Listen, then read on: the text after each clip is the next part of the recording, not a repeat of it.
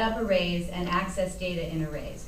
This is the way that Drupal code looks, okay? This is exactly the same thing as my pets 0 or my pets 1. This is the same for your outcome. This will do the same thing, but this is how Drupal code looks. So here we have the actor, and the actor's name is John Cleese. The nickname is Bruce. His job is the Minister of Silly Walks, okay? So in PHP, if you don't assign a key, like we didn't with Maya, Chloe, and August, if you don't assign a key, it will just give you the numbers, 0, 1, and 2, automatically by default for free. But in PHP, you don't have to use the 0, 1, and 2. You can name the keys whatever you want them to be. So what we've done in this case is we've replaced the 0 with name. Mm-hmm. At that point, why wouldn't you just use an object? Because we almost never create an object in Drupal code, because this is the Drupal code, this is sort of the Drupal way of handling arrays. You can, but it generally, like when you look at node data, for example, this is the format that it's going to use. So that's probably the best answer that I can give you, right? Would it be safe to say that like the array is done this way in Drupal, or kind of like a JavaScript object would be, where you have like that name value pair?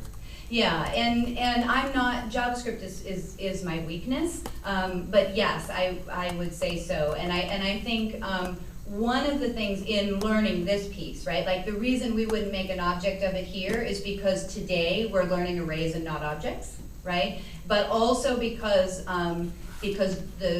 when you're writing functions and hooks in Drupal code, you're almost always hooking into Drupal code already, so you use the same syntax that the Drupal code is using already. When you're just customizing, there's more wiggle room. Mm-hmm. Could you replace nickname with the quotes in your echo statement with 1, and it would also output the same information? Yes. Okay. Yes. Okay. So, so here we have a way of replacing the numbers, 0, 0, 1, and 2. So if we echo actor nickname, what's going to appear? Bruce. Okay. This is very handy. This is very, very handy, because then when you do actor 1, you don't really know what you're getting later on in your code when you use that. But if you use actor nickname, you know exactly what you're getting. I understand. Okay? Okay, so let's give this a try. So you already have some code that you put up, right? And if you like, you can go ahead and add a little bit to that. You can add, I think we have a variable already, but you can add another variable or two if you like. And we don't have an array, so you can feel free to add another array if you like. And and the array kind of in either direction. And I think time-wise, because we're going to go over anyway, right?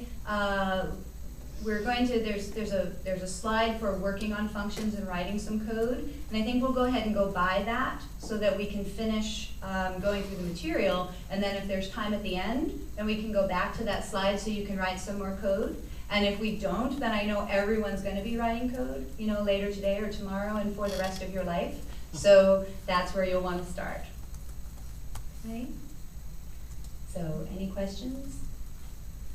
Who's going to win the game today? No one said Coles, right? Someone said Coles. Okay. All right. All right. So let's see.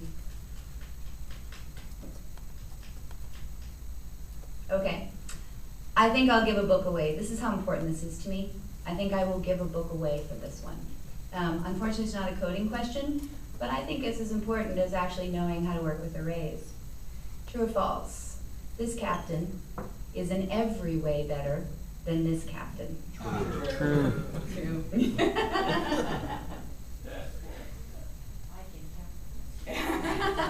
She's even with me on this.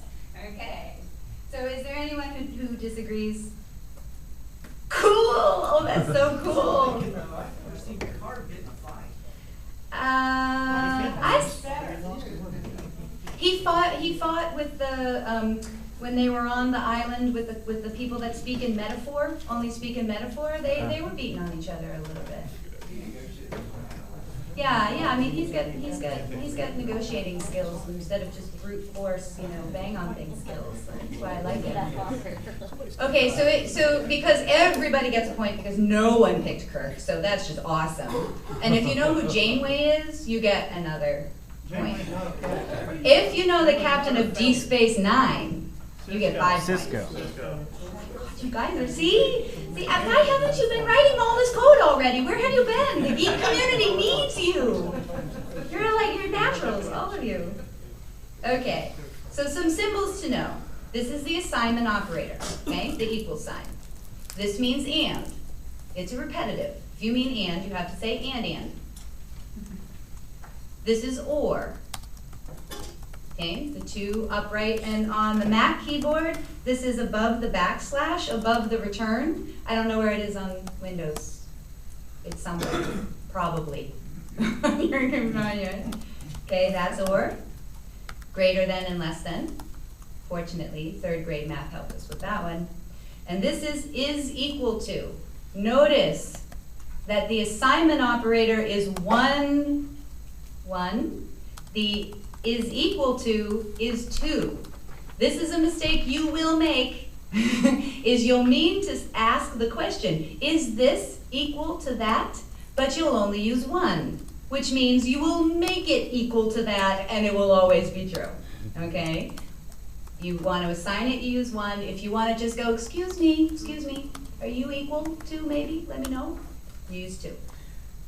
Is or 2 pipes? Or is 2, yes, Okay. 2 pipes. Linux words, 2 pipes. Okay. This is not equal to. So the exclamation point, like, no! Not equal to. These are the ones you'll see most of the time. And we need these because the core of programming logic is Boolean.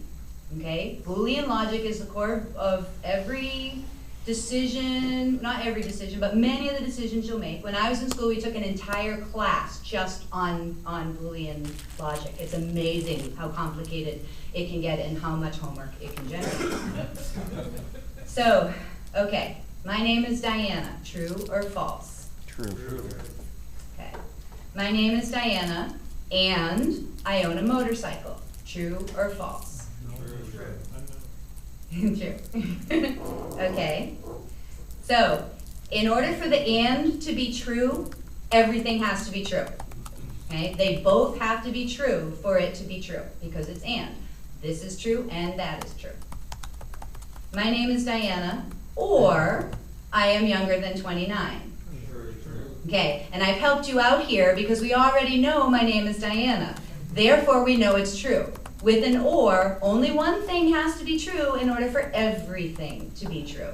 So we don't need to actually know the answer to the second question.